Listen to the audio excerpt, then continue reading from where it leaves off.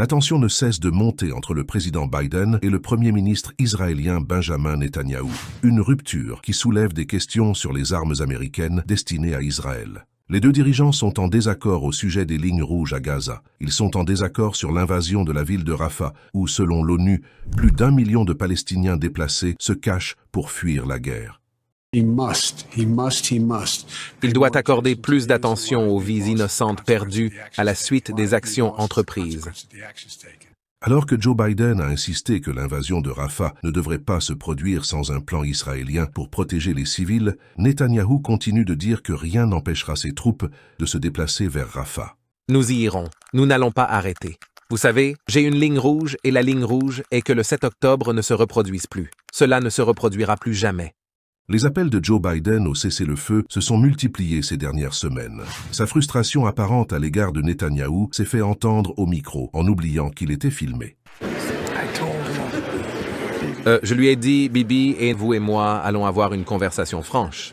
Le ministère de la Santé de Gaza rapporte que plus de 31 300 Palestiniens ont été tués depuis le début de la guerre en octobre. Pendant ce temps, la pression en faveur d'un cessez-le-feu continue de s'intensifier aux États-Unis, où les manifestants ont envahi les rues devant la cérémonie des Oscars à Los Angeles cette semaine.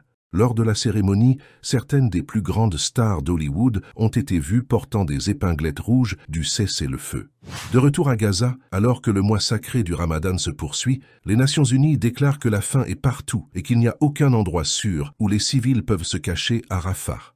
Toutefois, le président Biden a ordonné une mission d'urgence pour se préparer à larguer de l'aide humanitaire par avion à Gaza.